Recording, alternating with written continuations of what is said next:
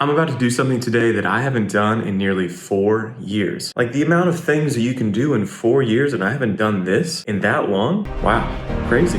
All right.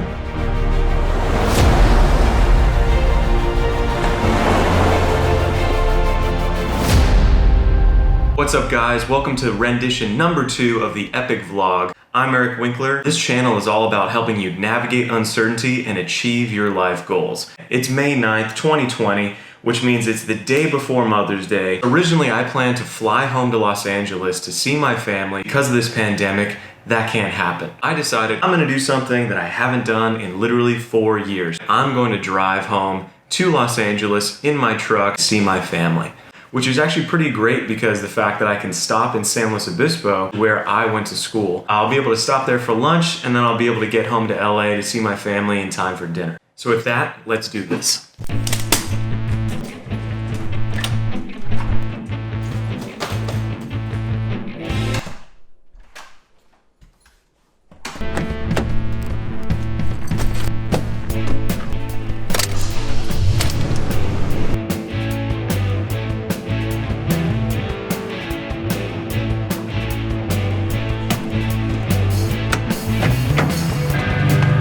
And you can't forget hand sanitizer. All right, now we can get the show on the road.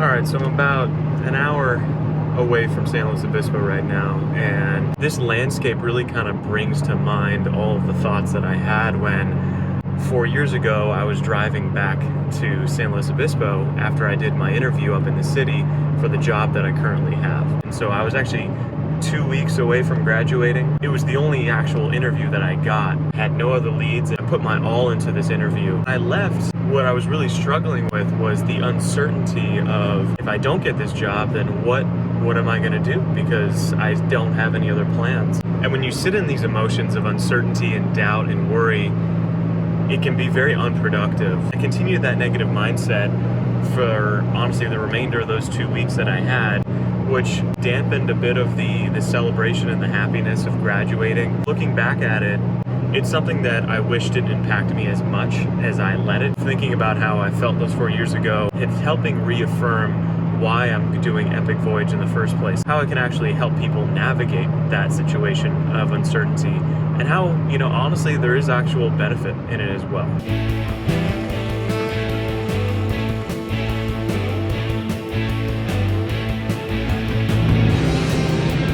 San Luis Obispo, baby, let's fucking go. Well, it looks like they completely blocked off the school, which, again, no surprise, no problems there. Totally understand that. But this was the Cal Poly Rec Center, which was probably the best gym I've ever had in my entire life. And then over here, you got Bishop's Peak right back there. Awesome place to go hiking. So I'm starving. Can't really check out the campus, but, let's go eat.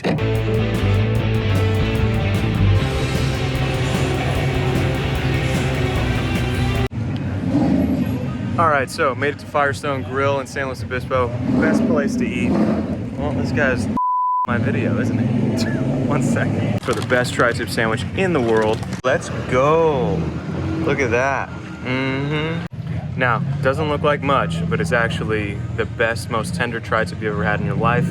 Smothered in this delicious barbecue sauce, crunchy bread. I haven't had one of these in like years and my mouth is watering. Oh my God.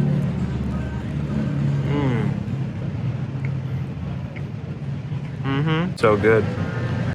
Paying homage to Barstool Sports, we'll do a tri-tip review. So, honestly, you got the crunchy bread, you got the meatiness and the tenderness of the tri-tip. The barbecue sauce is actually not too smoky, not too tangy, and not too sweet. So I feel like it's the perfect middle ground. I usually don't like barbecue sauce very much, but this barbecue sauce is just to die for. I mean, even the garlic butter that's on top of this bread, what makes it even more delicious. The whole thing is just melts in your mouth, tender, juicy.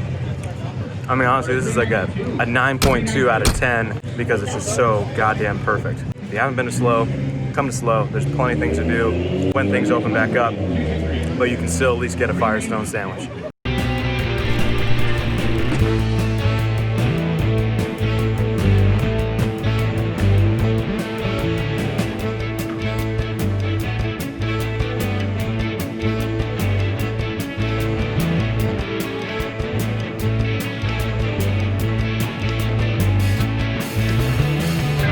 Back to the discussion I was having before, I was really focused on how difficult it was for me to deal with the fact that I couldn't have the control of knowing what was going to happen with my job. And ironically, I was actually driving where I am right now, and so I'm going to pull over and explain to you the rest of this story.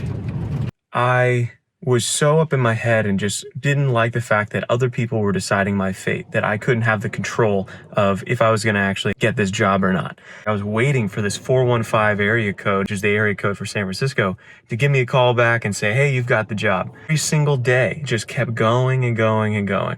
And I never got that call. Then I decided, all right, fine. You know what? Clearly, I need to let go of control. I just needed to accept the fact that college was over. I accepted that my time in SLO was over. Let's go back to Los Angeles, and then we'll take it from there. We're driving on the beautiful coast, getting close to Santa Barbara, and all of a sudden, on my Bluetooth in my truck, boom, 415 area code, and my heart jumped through the roof. Where I'm sitting right now is exactly where this phone call went down. Right by that sign that gives you the distance for 122 miles to Los Angeles. The recruiter was like, hey, pull on over, I'll talk to you right now. The most incredible thing happened. They gave me the job. I got the career of my dreams as a project manager for a tech company in San Francisco. And you know, they were rattling off all the information. My heart was pounding and I just couldn't believe it. It was just so exhilarating because before I even got home to start what I thought was the next chapter of my life, I was given my new career. Really what the beautiful part of this was is that I let go and allowed myself to just accept the situation.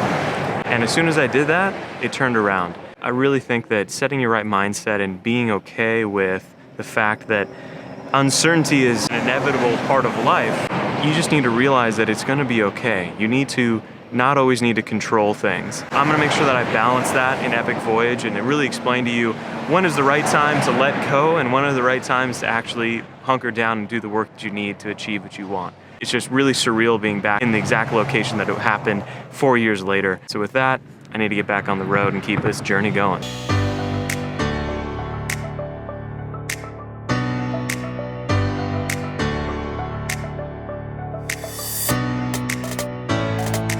All right, made it to LA, back on the good old 405.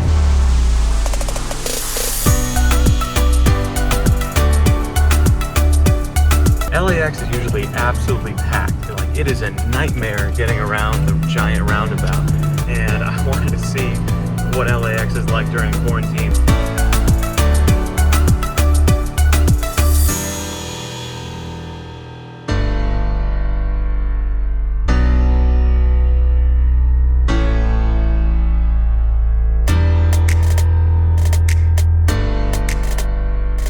Not surprised at all that I could race around LAX like a damn racetrack. You know, that's just mind-blowing.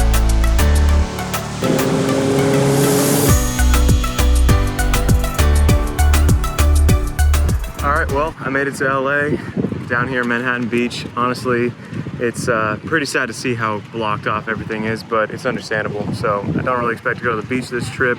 Plus it's a little hazy right now, but road trip was honestly really great because I rekindled some thoughts that I haven't had in a really long time, and I was definitely homesick. Oh, and if you liked the video, click the thumbs up button, hit the subscribe button because I got plenty more content coming your way real soon.